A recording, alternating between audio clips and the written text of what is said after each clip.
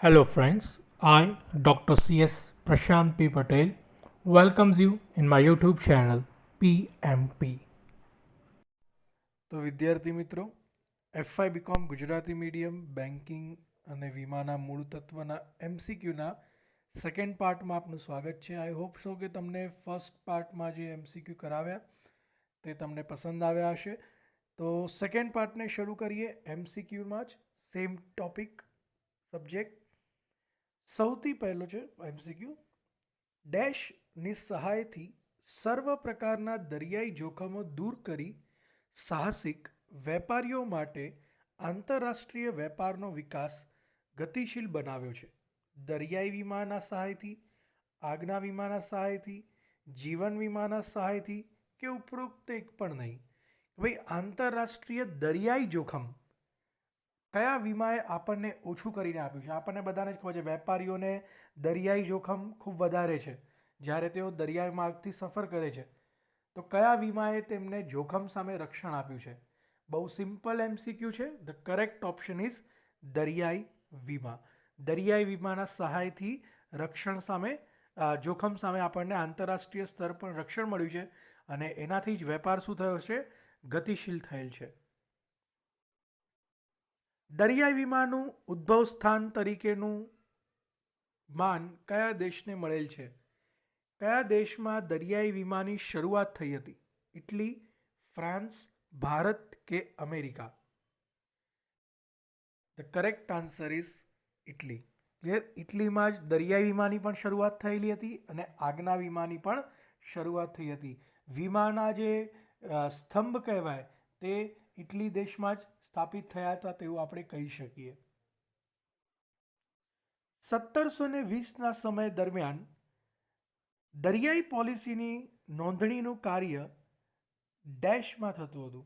કઈ જગ્યાએ દરિયાઈ વીમાની પોલિસીની નોંધણી થતી હતી કે એના ઉપર કોઈ પણ પ્રકારના દાવા લખવામાં આવતા હતા? Chamber of assurance in the real exchange, chamber of insurance અને royal exchange, chamber of insurance of London assurance કે જીવન યોજના અને ધારો? બહુ જ ઇમ્પોર્ટન્ટ, મોસ્ટ ઇમ્પોર્ટન્ટ ક્વેશ્ચન. 1720ના સમયમાં દરિયાઈ પોલિસીની નોંધણીનું કાર્ય કઈ જગ્યાએ થતું હતું કે કઈ સંસ્થામાં થતું હતું?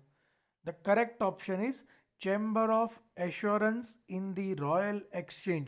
દીકરાઓ, આ નામ ખાસ તમે યાદ રાખજો, એમસીક્યુ માટે મોસ્ટ ઇમ્પોર્ટન્ટ છે.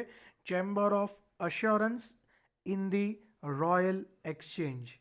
આ એક તમે સંસ્થા કહો કે ડિપાર્ટમેન્ટ કહો કે કોઈ પણ વિભાગ કહો જ્યાં દરિયાઈ વીમાની નોંધણી કરવામાં આવતી હતી.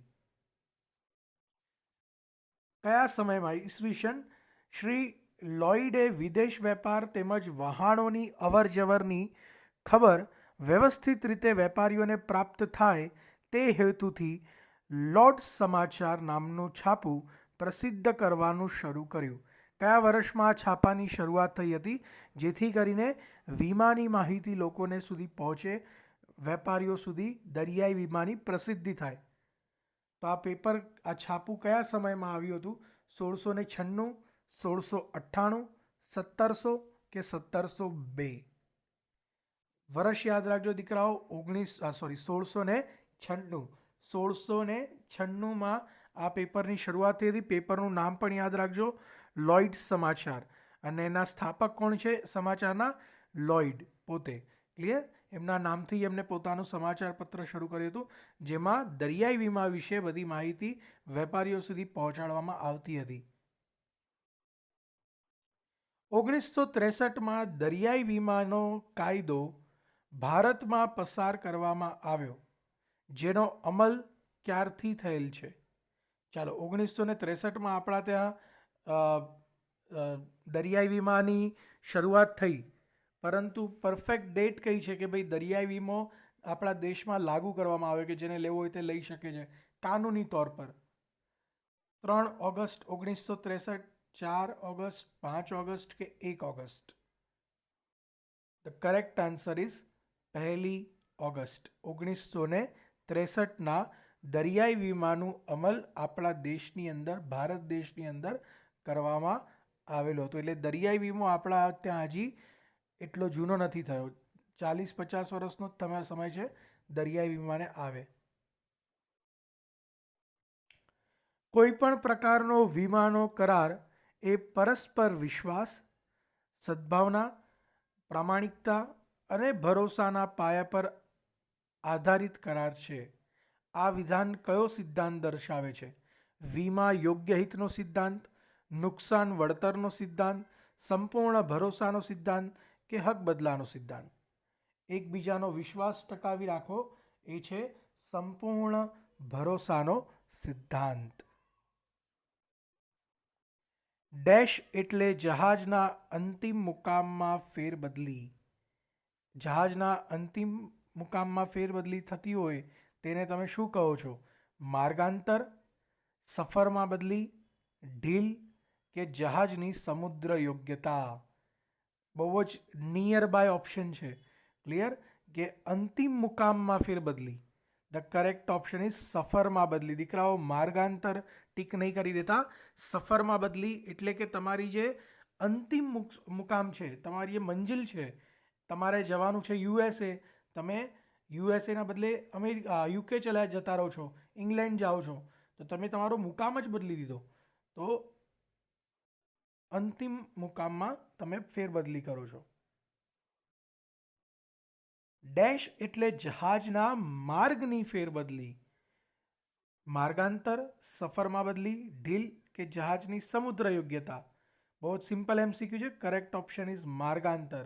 તમે તમારો રસ્તો જે બતાવ્યો છે કંપનીને, એનાથી કોઈ બીજા રસ્તાથી તમે શોર્ટકટ યુઝ કરીએ કે કોઈ બીજા જ રસ્તેથી તમે તમારા જહાજને લઈ જાઓ, તો આ જે તમે કરી રહ્યા છો તેને શું કહેવાય છે? માર્ગાંતર. તમે તમારો માર્ગ બદલી રહ્યા છો. અને જ્યારે તમે તમારી મંજિલ જ બદલી નાખો, મુકામ જ બદલી નાખો, તો એને સફર બદલી કહેવામાં આવે છે. MCQ પોઈન્ટ ઓફ વ્યૂથી બંને ક્વેશ્ચન બહુ જ ઇમ્પોર્ટન્ટ છે, એકદમ નિયર બાય છે, પણ હવે તમને કદાચ આઈડિયા આવી ગયો છે કે ફરક શું છે બંનેમાં. જે દસ્તાવેજમાં બે પક્ષકારો વચ્ચેનો દરિયાઈ વીમાનો કરાર હોય છે તેને દરિયાઈ વીમાની પોલિસી કહે છે. જ્યારે વીમો લેવામાં આવે છે ત્યારે પ્રીમિયમ ભરાતા તાત્કાલિક વીમો ઉતારનારને ડેશ આપવામાં આવે છે, એને પાછળથી પોલિસી આપવામાં આવે છે. તમે જ્યારે વીમો લો છો, બે પક્ષકાર વચ્ચે કરાર થાય છે, તમે એક ચોક્કસ રકમ પર વીમો લઈ લો છો, તમે એના બદલામાં પ્રીમિયમ ભરો છો, તો કંપની તમને સૌથી પહેલાં શું આપે છે? અને બીજી તમને તમારી પોલિસીની ફાઇલ આપે છે. તો ફર્સ્ટ વસ્તુ તમને શું મળે છે? કવર નોટ, ગેરંટી, વોરંટી કે ત્રણ વસ્તુ મળે છે તમને? The correct answer is option is cover note. તમે જ્યારે વીમો પાસ કરો, એટલે કે વીમો લઈ લો છો કંપની પાસેથી, તો વીમા કંપની તમને કવર નોટ આપે છે અને સાથે સાથે પોલિસી આપે છે. કવર નોટ એટલે બીજું કંઈ નહીં, પરંતુ તમે જેટલી રકમ માટે વીમો લીધો છે તેને તમે શું કહેશો? Cover not. જહાજનો વીમો જહાજ માલિક ઉતરાવે છે તેને શું કહેશો તમે?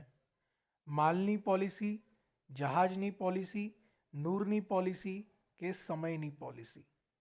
સિમ્પલ છે. ક્વેશ્ચનમાં જ આન્સર હતો કે તમે જહાજનો વીમો લો અને જહાજનો માલિક પોતે જો જહાજનો વીમો લે તો એને આપણે શું કહીશું? જહાજનો વીમો, જહાજની પોલિસી, હલ પોલિસી. ક્લિયર? આનું ઇંગ્લિશ નામ પણ યાદ રાખજો, તમને પૂછી શકે કે હલ પોલિસી એટલે, તો જહાજની પોલિસી. હલ એટલે જહાજ. માલનો માલધણી જે માલનો વીમો ઉતરાવે છે તેને ડેશ કહેવાય છે. માલની પોલિસી, જહાજની પોલિસી, નૂરની પોલિસી કે સમયની પોલિસી? Again simple MCQ. એના ક્વેશ્ચનમાં જેનો આન્સર હતો, તમે જો માલની પોલિસી કરો છો, માલનો વીમો લો છો, તો એ શું છે? માલની પોલિસી છે, કાર્ગો પોલિસી. ક્લિયર? માલની પોલિસી. જહાજમાં લઈ જવાનું નૂર એટલે કે ફ્રેટ ઘણીવાર માલ નિયત સ્થળે પહોંચે તો મળે છે અને આવા સંજોગોમાં તેનો પણ વીમો લેવામાં આવે છે, તેને શું કહેશો તમે?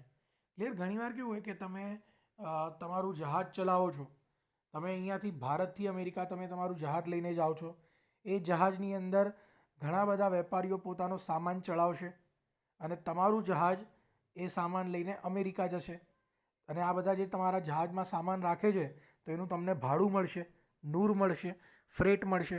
ક્લિયર? તો પર એક ગેરંટી આપો તમે કે ભાઈ 3 દિવસમાં હું પહોંચાડી દઈશ કે 10 દિવસમાં પહોંચાડી દઈશ કે 25 દિવસમાં તમારે સમય આપવાનો છે કે આટલા દિવસમાં તમારો સામાન પહોંચી જશે. તો જ એ લોકો તમને ભાડું આપે. જો લેટ થઈ જાવ ને તો તમને ભાડું ના આપે. આ તો તમારી માટે બહુ મોટું રિસ્ક છે. તો તમે આ ભાડું બચાવવા માટે વીમો લો છો કે ઇન કેસ હું લેટ થઈ ગયો તો સામેવાળા તો મને ભાડું નથી આપવાના, પણ વીમા કંપની મને ભાડું આપશે. એટલે હું બધી રીતે સેફ રહેવા માગું છું, મને મારું ભાડું મળવું જોઈએ. તો આવી પોલિસીને તમે શું કહેશો? માલની પોલિસી, જહાજની પોલિસી, નૂરની પોલિસી કે સમય પોલિસી? ધ કરેક્ટ ઓપ્શન એના ક્વેશ્ચનમાં આન્સર હતો નૂરની પોલિસી, ફ્રેટ પોલિસી જેને આપણે કહીએ છીએ. દરિયાઈ વીમા પોલિસીમાં સફરને ધ્યાનમાં લીધા વિના અમુક ચોક્કસ મુદ્દત કે સમય માટે દરિયાઈ વીમો લેવામાં આવે છે તેને શું કહેવાય છે?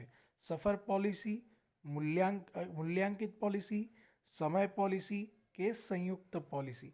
તમે સફરને ધ્યાનમાં નથી લેતા, પરંતુ તમે એક ચોક્કસ સમય માટે પોલિસી લો છો. એના અગેન ક્વેશ્ચનમાં જ આન્સર છે ધ કરેક્ટ ઓપ્શન ઇઝ સમય પોલિસી, કે તમે 3 વર્ષ માટે કે 4 વર્ષ ચોક્કસ સમય માટે વીમો ઉતરાવો છો.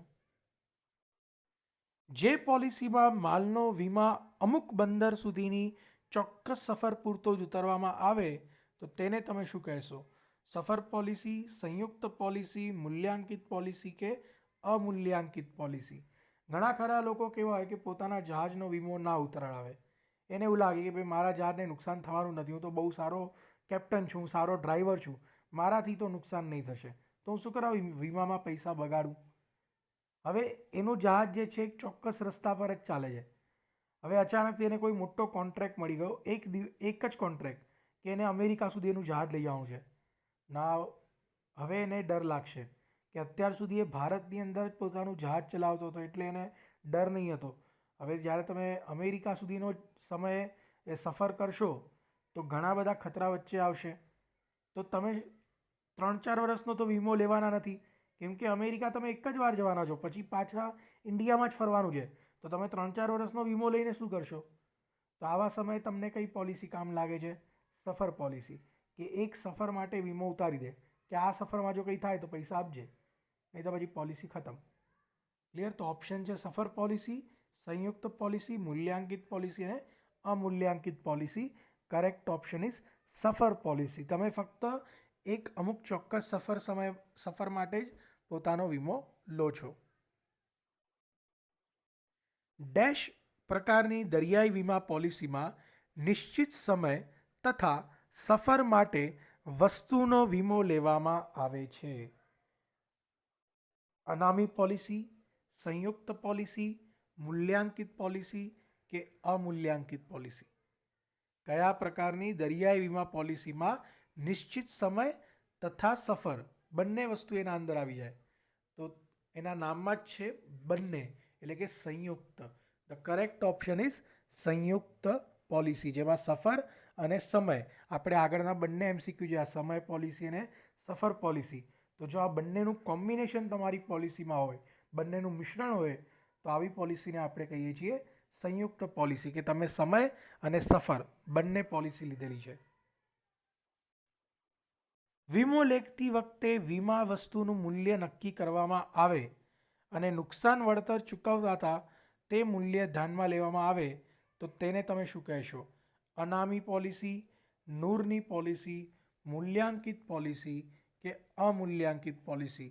એકદમ સિમ્પલ એમસીક્યુ છે, વાંચશો તો પણ ખબર પડી જશે કે વસ્તુનું મૂલ્ય નક્કી કરી દીધું છે, વીમાનું મૂલ્ય નક્કી કરી દીધું છે, તો આવી પોલિસીને તમે શું કહેશો? મૂલ્યાંકિત પોલિસી. તમે મૂલ્ય નીકાળીને જ બેઠા છો બધી વસ્તુનું. મૂલ્યાંકિત પોલિસી. જે વસ્તુની પોલિસી લેવામાં આવી હોય તેની કિંમત લેતી વખતે દર્શાવાતી કે નક્કી કરવામાં આવતી નથી, પરંતુ જ્યારે નુકસાન થાય ત્યારે તેની કિંમત નક્કી કરવામાં આવે છે, તો તેવી પોલિસીને તમે શું કહેશો? અનામી પોલિસી, નૂરની પોલિસી, મૂલ્યાંકિત પોલિસી કે ખુલ્લી પોલિસી? ના, હવે તમને કન્ફ્યુઝન થશે, કેમ કે જેનું મૂલ્ય ના હોય એને તો તમે અમૂલ્યાંકિત પોલિસી કહેશો. તો અમૂલ્યાંકિત પોલિસી કરેક્ટ ઓપ્શન છે. પણ સર અહીંયા તો ઓપ્શન છે જ નહીં અમૂલ્યાંકિત પોલિસી. તો અમૂલ્યાંકિત પોલિસીને ખુલ્લી પોલિસી પણ કહેવામાં આવે છે. કરેક્ટ ઓપ્શન ઇઝ ખુલ્લી પોલિસી.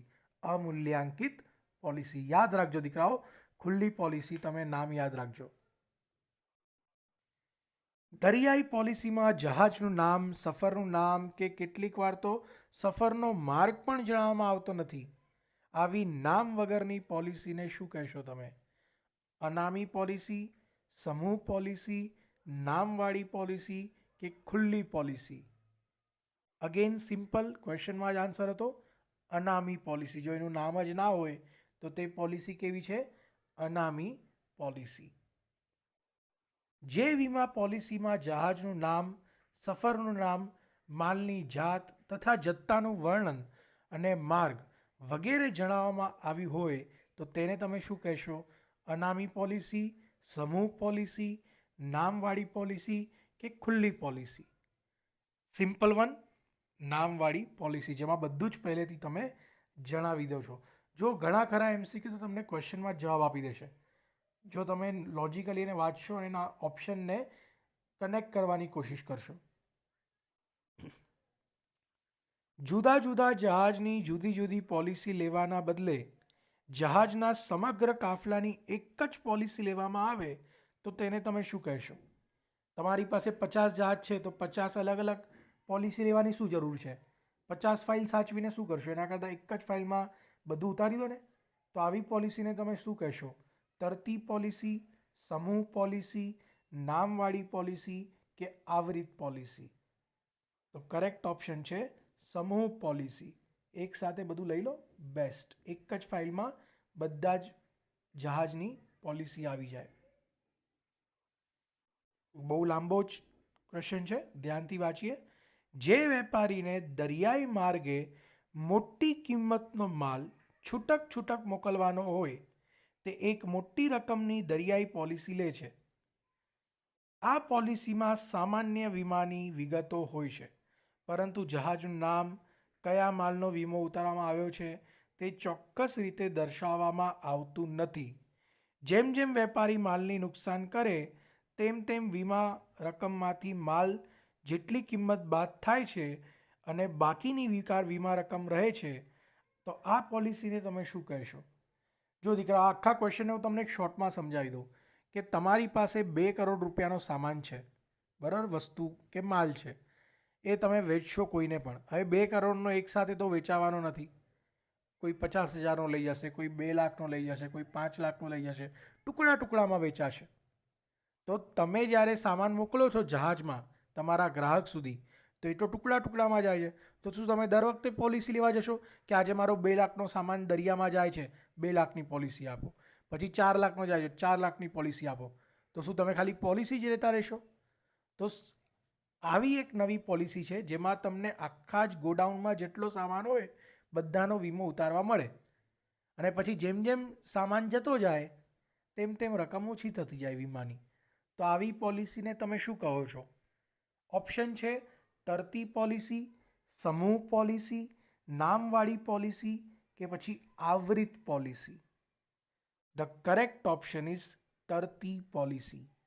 એનું રકમ જે છે તરતું છે, ફ્લોટ થાય છે, ફ્લેક્સિબલ છે, ઓછું થતું જાય છે ધીરે ધીરે. ક્લિયર? ફ્લેક્સિબલ છે તરતી પોલિસી. તરતી પોલિસીને બીજા કયા નામથી ઓળખવામાં આવે છે? વીમા યોગ્ય હિતની પોલિસી, સર્વ આવરિત પોલિસી, જાહેરાત પોલિસી કે આવરિત પોલિસી?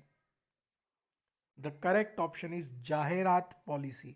યાદ રાખજો, તરતી પોલિસીને તમે જાહેરાત પોલિસી પણ કહી શકો છો.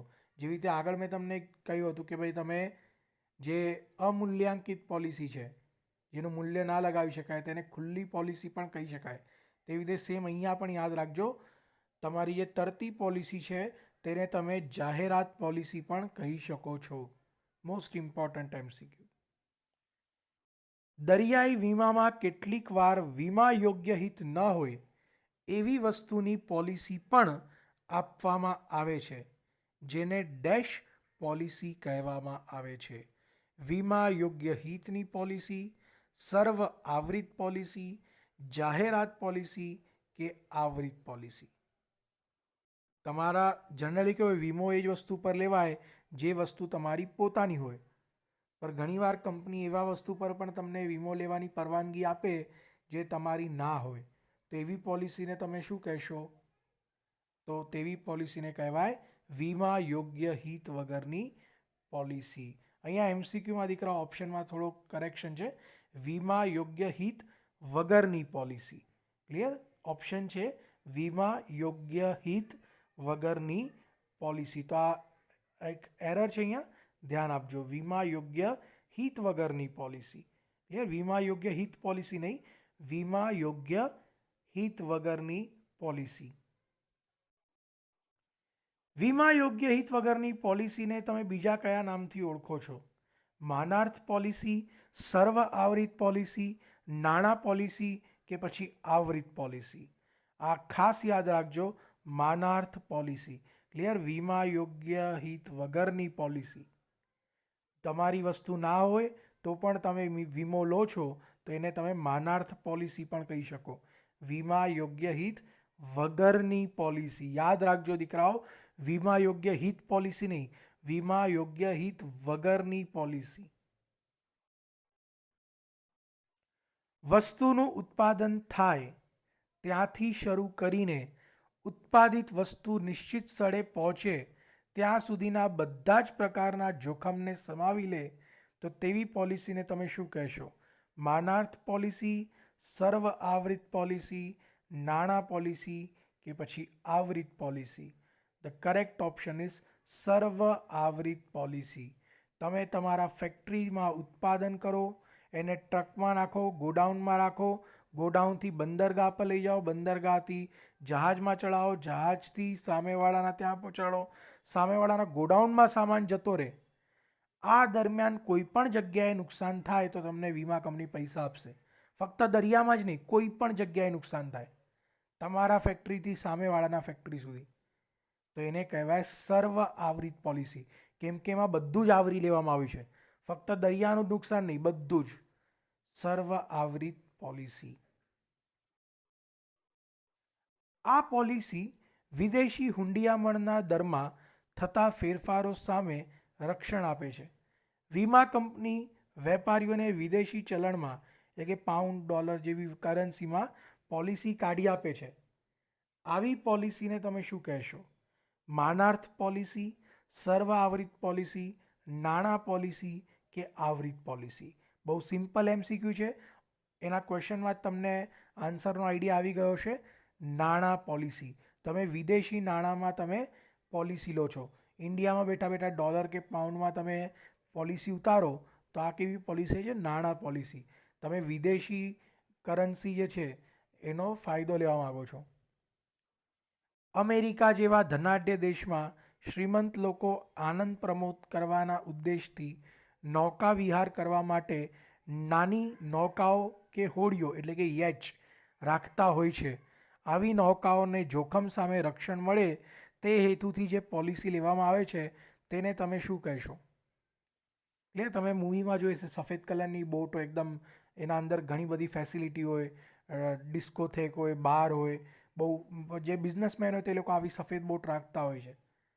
તો આવી બોટની પોલિસી તમે ઉતારો છો તો એને તમે શું કહેશો?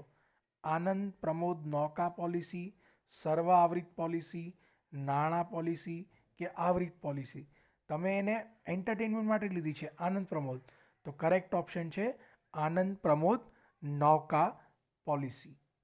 જો દીકરાઓ તમને આન્સર ખબર હોય તો વિડીયોને પોઝ કરીને ચોક્કસપણે આન્સર કમેન્ટ કરજો, જેથી કરીને અમને પણ થોડું સારું લાગે કે ભાઈ વિડીયો વિદ્યાર્થીઓને પસંદ આવી રહ્યો છે.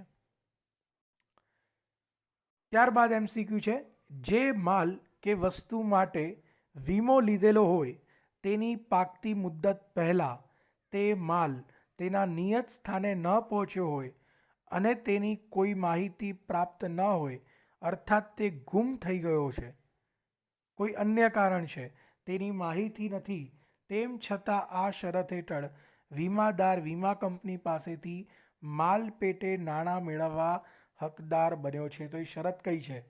જનરલી કેવું હોય કે તમારા સામાનને નુકસાન થાય તો પૈસા મળે, પણ તમારો સામાન જ ગાયબ થઈ ગયો છે તો પણ કંપની તમને પૈસા આપે. તો એ પોલિસી કઈ?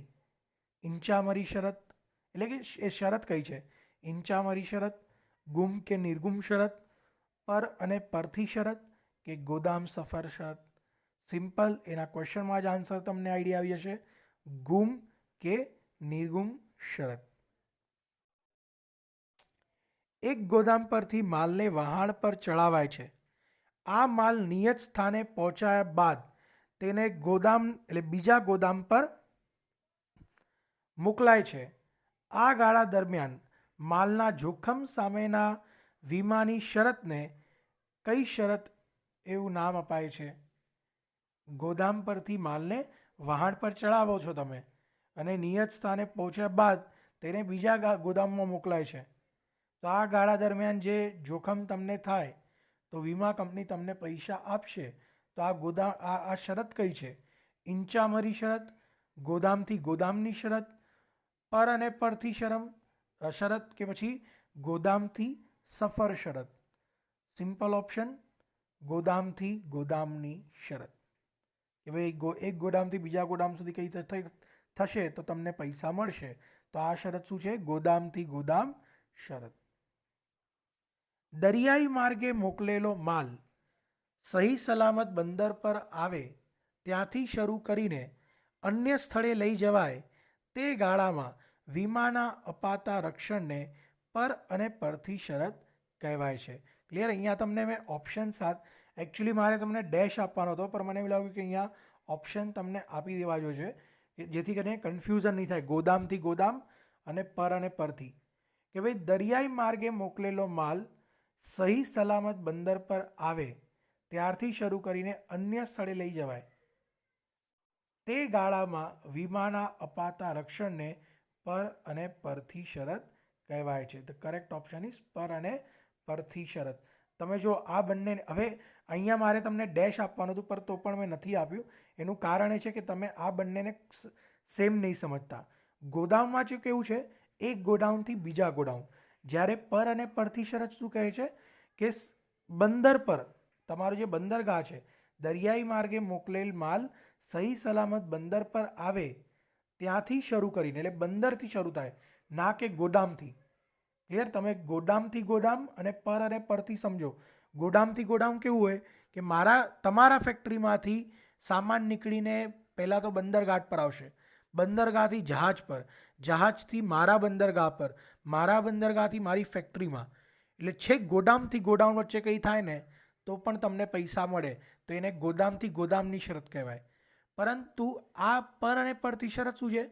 તમે તમારો સામાન ગોડાઉનમાંથી નીકાળીને બંદરગાહ પર લાવો છો, હવે પોલિસી અહીંયાથી ચાલુ થશે. જો એના પહેલાં નુકસાન થાય ને તો પૈસા ના મળે. ક્લિયર? એટલે પર અને પરથી શરત અને ગોદામથી ગોદામ શરતમાં ફરક છે. ક્લિયર? ગોદામથી ગોડાઉન એટલે તો વચ્ચેનો રસ્તાનો સમય પણ આવી જાય, જ્યારે પર અને પરથી શરત ખાલી દરિયાઈ માર્ગ જ આવે, એક બંદરગાહથી બીજા બંદરગાહ સુધી. ટચ એન્ડ સ્ટે શરતને તમે બીજા કયા નામથી ઓળખો છો? ટચ એન્ડ સ્ટે, લાંગરણ અને પાંગરણની શરત, માર્ગાંતર શરત અથવા તો સફર બદલીની શરત, ગોદામથી ગોદામની શરત, કે આવરીત શરત? ક્લિયર? ખોટો આન્સર યાદ રાખ્યા કરતાં કે ખોટો આન્સર અઝ્યુમ કર્યા કરતાં બેટર સાચો આન્સર યાદ રાખી લો. લાંગરણ અને પાંગરણની શરત જે હોય છે તેને તમે ટચ એન્ડ સ્ટેની શરત પણ કહી શકો છો. બે વહાણો અથડાય ત્યારે વીમાદારના વહાણથી અન્યના વહાણને થતું નુકસાન સામે આ શરત હેઠળ આરક્ષણ મળે છે. તો એ શરત કઈ છે કે તમને પૈસા મળે?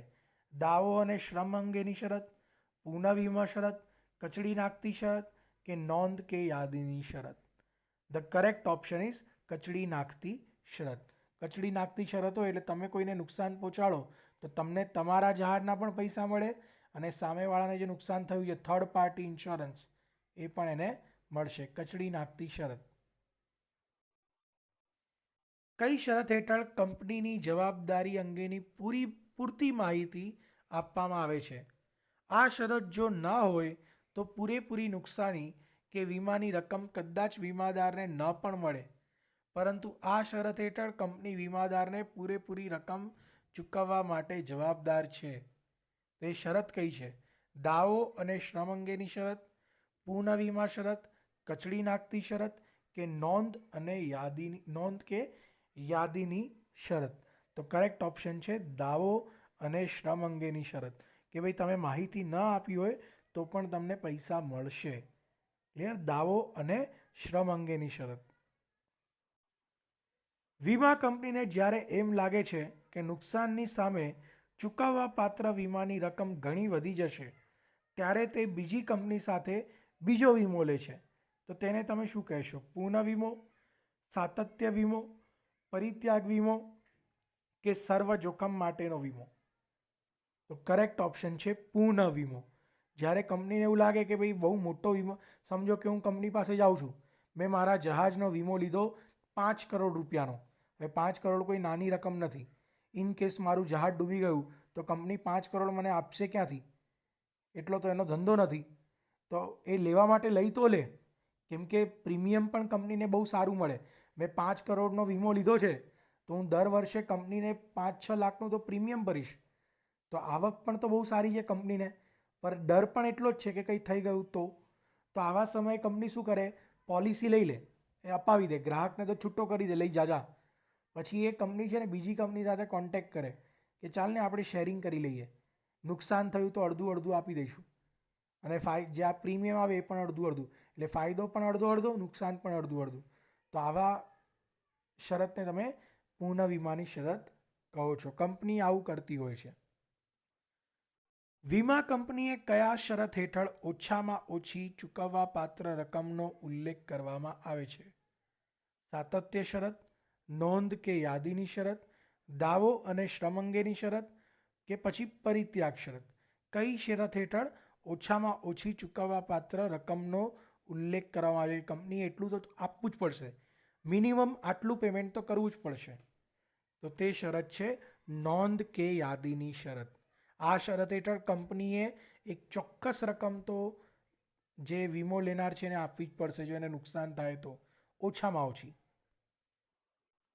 કઈ શરત હેઠળ દરિયાઈ તોફાનો, પર એમાં સામાન્ય મોજા ના આવે, બાકી મોટા મોજા હોય, મોટા તુફાન હોય તો આવી જાય. કયા શરત હેઠળ દરિયાઈ તુફાનો સામે કંપની વળતર આપવા જવાબદાર રહે છે? સાતત્ય શરત, નોંધ કે યાદીની શરત, દરિયાઈ જોખમ અંગેની શરત કે પછી પરિત્યાગ શરત? ધ કરેક્ટ ઓપ્શન ઇઝ દરિયાઈ જોખમ અંગેની શરત, કે બહુ વધારે જ મોટા મોજા ઉછળે છે અચાનકથી, કે પછી સમુદ્રમાં ભૂકંપ આવી ગયો નીચે, એટલે ત્યાંની જમીન ખસી ગઈ અને એના લીધે મોટા ને મોટા મોજા ઉછળવા લાગે સમુદ્રમાં અને તમને નુકસાન થાય તો પણ કંપની તમને પૈસા આપે, તો એ શરત કઈ? દરિયાઈ જોખમ અંગેની શરત. આ શરત હેઠળ વીમા હેઠળ આવરાયેલ કોઈ પણ માલ સામાન કે ચીજ વસ્તુના નુકસાન સામે પૂરું વળતર મળે છે. સાતત્ય શરત, નોંધ કે યાદીની શરત, સર્વ જોખમ માટેની શરત કે પછી પરિત્યાગ શરત? ધ કરેક્ટ ઓપ્શન ઇઝ સર્વ જોખમ માટેની શરત. એના નામમાં જ છે પૂરેપૂરી તમને જોખમ સામે રક્ષણ, સર્વ જોખમ માટેની શરત.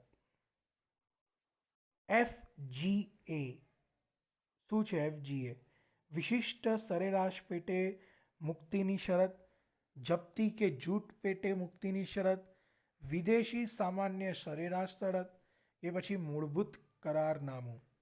Most important for MCQ. The correct option is વિદેશી સામાન્ય સરેરાશ શરત, ફોરેન જનરલ એવરેજ કન્ડિશન, વિદેશી સામાન્ય સરેરાશ શરત, FGA. અગેન FCS ઓપ્શન છે વિશિષ્ટ સરેરાશ પેટે મુક્તિની શરત, જપ્તી કે જૂટ પેટે મુક્તિની શરત, વિદેશી સામાન્ય સરેરાશ શરત કે પછી મૂળભૂત કરારનામું? થર્ડ ઓપ્શન તો આવશે જ નહીં, કેમ કે એ FGA નું ફૂલ ફોર્મ છે, તો બચ્યા બીજા 3 option. The correct option is જપ્તી કે જૂઠ પેટે મુક્તિની શરત, FCS. લાસ્ટ FPA, વિશિષ્ટ સરેરાશ પેટે મુક્તિની શરત, જપ્તી કે જૂઠ પેટે મુક્તિની શરત, વિદેશી સામાન્ય સરેરાશ શરત કે પછી મૂળભૂત કરારનામું. જો 2 ઓપ્શન તો આગળ આપણે જોઈ લીધા, FGA અને FCS. તો FPA શું છે? વિશિષ્ટ સરેરાશ પેટે મુક્તિની શરત. આ 3 નામ તમે દીકરાઓ ખાસ યાદ રાખજો, કેમ કે 3માંથી એક MCQ પૂછાવાની શક્યતા ખૂબ વધારે છે. શોર્ટ ફોર્મ છે એટલા માટે. તો આઈ હોપ સો દીકરાઓ કે આ વિડીયો તમને પસંદ આવ્યો હશે. જો વિડીયોનો કન્ટેન્ટ તમને પસંદ આવ્યો હોય તો ચેનલને સબસ્ક્રાઈબ કરવાનું નહીં ભૂલતા. વિડીયોને બની શકે એટલો શેર કરો, જેથી કરીને તમારા ફ્રેન્ડ સુધી આપણે પહોંચી શકીએ અને દરેકને એનો ફાયદો થાય. So thank you so much for giving a time.